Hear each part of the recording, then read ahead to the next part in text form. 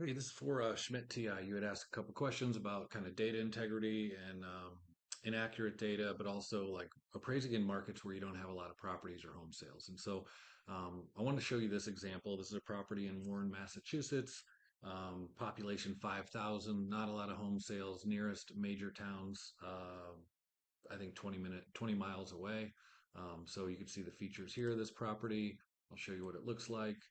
This is the property here.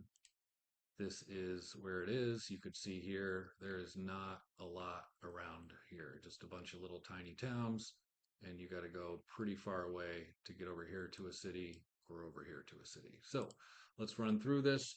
And so the first thing we're going to do is try and figure out, use these as kind of cheat sheets. So we're looking at 10, and you can tell it's kind of a unique situation that there's not a lot of clustered home sales because there's not a lot of home sales. And so it's not real sure where this thing is. And so what we're going to do is whenever that happens, you want to start broad. And so let's start with a big area. And all we're going to do is um, kind of get the heat map going and train it and figure out where all the similar properties are. So I'm going to apply some filters. I don't want to be too narrow with these filters because we are dealing in a rural area. So we'll go 20,000 to 100,000 there.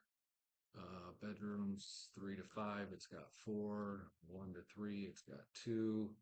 Let's say 1990 minus. We don't want anything new construction. And then let's say 4 garage spaces minus. And then let's get rid of the outliers. You can see here, based on these filters, these are where the properties that lie within the boundaries I define. I want to chop off these and I want to chop off some of that. So I'm just going to make this 100 to 400,000. And I got 110, so I have over the 100, create heat map.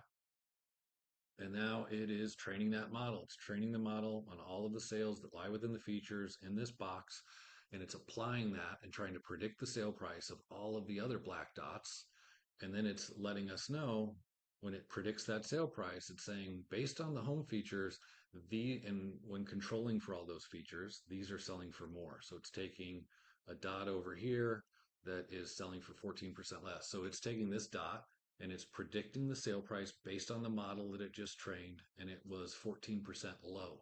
And so this sold for 14% more than what it thought it did. And so it knows this given similar home features, these are selling for more. And so now what I want to do is iterate on this heat map. I want to define my subject's submarket. And so maybe I want to stay away from the red. I want to stay away from any blue. It doesn't look like there's a lot of blue. Maybe I want to come down here. Maybe I want to follow the interstate along here and go back up. And so now it's just going to retrain that same heat map, but now based on more similar data, it's going to fine tune itself. It's going to reapply the predictions to all of those sales outside and kind of see where we're at. And so this is super helpful to me for a lot of reasons. And so number one is I know any comps in here don't require a location adjustment. If I can't find my comps there, I can easily come down here. I definitely don't want to go up in here because these are selling for more. And so the other thing though that it does is with the data, now there's 119 sales in that data set, but that's over 5 years. So this is what that looks like over 5 years. Doesn't look bad. It looks like a pretty decent, reliable trend. It's adjusting all these for sale price, and that looks good. Prices are down. But if we look at the 1 year, we don't have a lot of sales. And that green area shows how uncertain the model is as to what's going on. Now we have all these CS sales. Those are the competing submarkets. So let me come back here and kind of show you. I'm going to highlight those. And you can see these little green dots. These are where it's found properties that lie within the filters I just applied, lie within the filters I applied, and also don't require location adjustment. They're in similar competing submarkets. So it's grabbing all those properties. It's grabbing some over here. Now, let's go back and it's grabbing some up here. This is similar.